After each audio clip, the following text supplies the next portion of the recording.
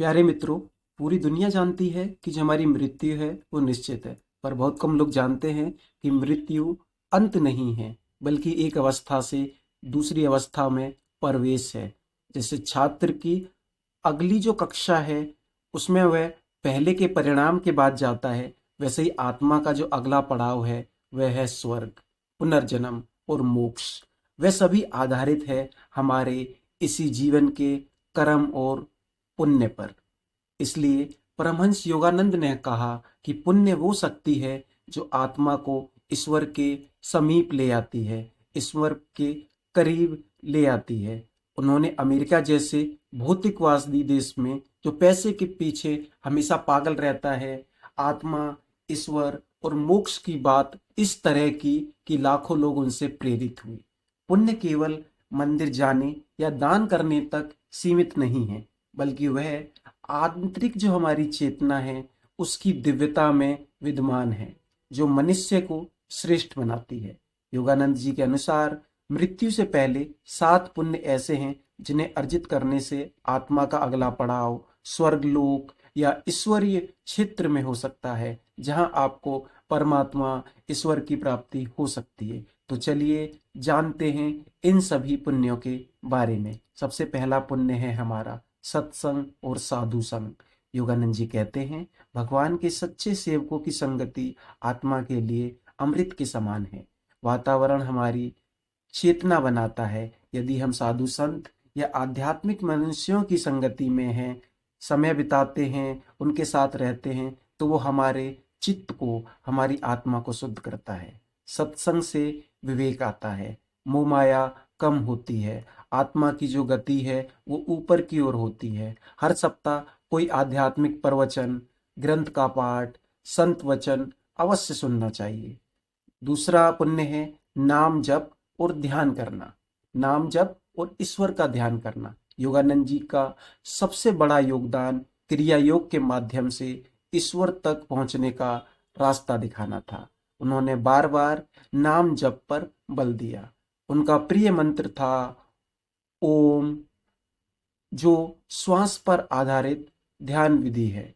वे कहते थे, हर बार जब तुम ईश्वर का नाम लेते हो, तुम्हारी आत्मा एक बार भगवान को पुकारती है। जब यह पुकार गहराई से होती है तब ईश्वर उत्तर देते हैं। मृत्यु से पहले नियमित नाम जप करने वाला व्यक्ति मृत्यु के क्षणों में भय से मुक्त होता है।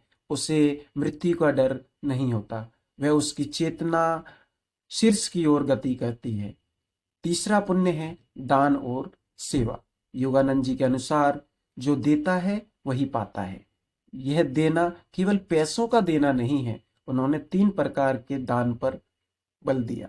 पहला अन्नदान, ज्ञान दान और प्रेम दान। अन्नदानम परम दानम, अन्नदानम परम दानम। अन्नदान को तो परम दान तक कहा गया है। अन्नदान से शरीर को तृप्ति मिलती है, आत्मा को तृप्ति मिलती है। ज्ञान दान से चेतना को दिशा मिलती है और प्रेम दान से आत्मा को विश्राम प्राप्त होता है। इन तीनों में से कोई भी किया गया सेवा कार्य पुण्य का निर्माण करता है। जो भूखे को अन्न, ज्ञानी को ज्ञान और दुखी को स्नेह, प्यार, प्रोत्साहन, सहानुभूति देता है, उसका पुण्य अनंत होता है। इसके बाद चौथा पुण्य है गुरु सेवा और आज्ञा पालन।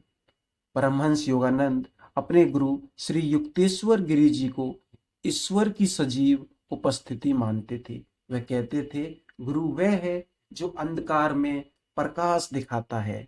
उसकी सेवा से आत्मा को दिशा मिलती है। गुरु सेवा का अर्थ केवल तन मन से सेवा नहीं है, बल्कि उनकी आज्ञा और शिक्षाओं को अपने जीवन में लाना है। साथ ही साथ सामाजिक तौर पर लोगों में उसका प्रचार प्रसार करना है। यह सेवा पुण्य के ऐसे रूप में बदलती है जो मृत्यु के समय हमारी आत्मा की रक्षा का कार्य करती है। 5वां पुण्य है क्षमाशीलता और अहिंसा। योगानंद जी ने जीवन में क्षमा और करुणा को सबसे ऊपर रखा था। वे कहते हैं, किसी को क्षमा करना स्वयं को मुक्त करना है अपने पापों से। उन्होंने यह भी बताया कि जो मनुष्य अपने प्रति अन्याय करने वालों को क्षमा कर देता है, वह अपने ही भीतर ईश्वर की उपस्थिति को महसूस करता है, उससे जुड़ जाता है। अहिंसा न केवल कर्म से बल्कि वाणी और विचार से भी होनी चाहिए। यह पुण्य आत्मा को स्थिर, शांत और प्रकाशवान बनाता है। अगला पुण्य है प्रकृति सेवा और वृक्षारोपण। योगानंद के लिए प्रकृति ईश्वर की जीवित अभिव्यक्ति थी, ईश्वर का जीवित रूप था। वे कहते थे जो वृक्ष लगाता है वह केवल छाया नहीं, पुण्य भी बोता है। पर्यावरण की सेवा, जल को बचाना, पशु पक्षियों की सेवा, बहुत सारे जानवर, बहुत सारे पशु पक्षी जो बोल नहीं सकते हैं, उन सभी के लिए हमें दाना पानी का इंतजाम करना चाहिए। ये सब पुण्य कर्म है। ऐसे पुण्य से सामूहिक चेतना शुद्ध होती है, आत्मा को सामूहिक उत्थान का भागी बनने का अवसर मिलता है।